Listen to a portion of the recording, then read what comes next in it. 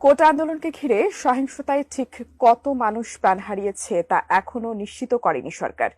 এবারে সহিংসতায় আন্দোলনকারী শিক্ষার্থীরা যেমন নিহত হয়েছে, তেমনি নিহত হয়েছে অনেক নিরীহ মানুষ ও পুলিশ সদস্যরাও। আন্দোলনের এই সহিংসতায় পুলিশের গুলিতে প্রাণ হারিয়েছে এক পুলিশ সদস্যের 17 বছরের সন্তান। কিভাবে সেই হৃদয় বিদারক ঘটনা ঘটল, সেই চিত্রই উঠে এসেছে ইংরেজি দৈনিক দ্য ডেইলি স্টারের একটি প্রতিবেদনে। সেই প্রতিবেদনটি তুলে ধরেছেন সহকর্মী মোহাম্মদ সোহাগ বিশ্বাস।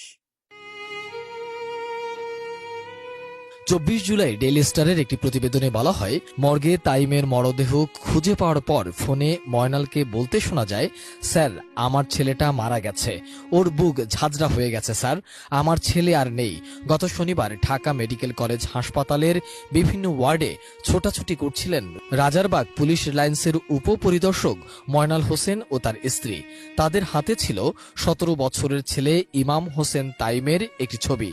যাকেই পাচ্ছিলেন ছবি দেখিয়ে জিজ্ঞেস করছিলেন এই ছেলেকে তারা কোথাও দেখেছেন কিনা। বিকেল 5টা থেকে পরের 2 ঘন্টা তারা হতাহতদের তালিকা তাইমের নাম খুঁজেছেন। পরে ছবি দেখে একজন সাংবাদিক তাইমের বাবাকে মর্গে খোঁজ নিতে বলেন। সঙ্গে সঙ্গে জরুরি বিভাগের লাশ ঘরের উদ্দেশ্যে দৌড়ে যান তিনি।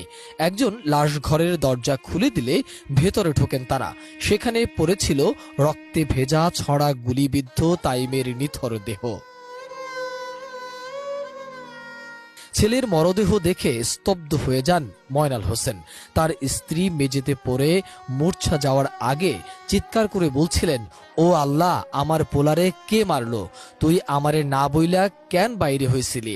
কোটা সংস্কারের দাবিতে বিক্ষোভ মিছিলে যোগ দিতে কলেজ শিক্ষার্থী তাইম শুক্রবার সকাল 11টার দিকে যাত্রাবাড়ির বাসা থেকে বেরিয়েছিলেন। এর আগে 3 দিন ধরে যাত্রাবাড়িতে সংঘর্ষ চললেও তাইমকে ঘরে আটকে রাখা যায়নি। ওই প্রতিবেদনে আরো বলা হয়, ঘণ্টাখানেক পর তাইমের বাবা মাকে কেউ ফোন করে জানায় তাদের ছেলেকে গুলি করা হয়েছে। তাকে ঢাকা মেডিকেল কলেজ হাসপাতালে নেওয়া হয়েছে। ময়নাল বলেন, কোটা সংস্কারের দাবিতে আন্দোলন শুরু হলে আমার ছোট ছেলে তাতে যোগ দেয়। তাকে শুরু থেকেই না করেছিলাম আন্দোলনে যেতে, কারফিউর মধ্যে তাকে বের হতেও না করেছিলাম, কিন্তু আমার কথা শোনেনি। মর্গে তাইমের মরদেহ খুঁজে পাওয়ার পর ফোনে ময়নালকে বলতে শোনা যায়, স্যার আমার ছেলেটা মারা গেছে, বুলেটে ওর বুক ঝাঁঝরা হয়ে গেছে স্যার, আমার ছেলে আর নেই।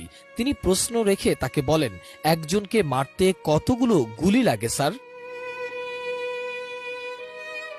ছেলে গুলিবিদ্ধ জানিয়ে ঊর্ধ্বতন কর্মকর্তার কাছ থেকে ছুটি নিয়ে এসেছিলেন ময়নাল। ফোনে কথা বলার সময় অপর প্রান্তে কে ছিলেন তা নিশ্চিত করেনি ডেইলি স্টারের ওই প্রতিবেদনে। শুধু ইমাম হোসেন নয়, বাসায় থেকেও গুলিবিদ্ধ হয়ে মৃত্যুর ঘটনাও ঘটেছে এই আন্দোলনে। মোহাম্মদ সোহাগ বিশ্বাস, এটি নিউজ, ঢাকা।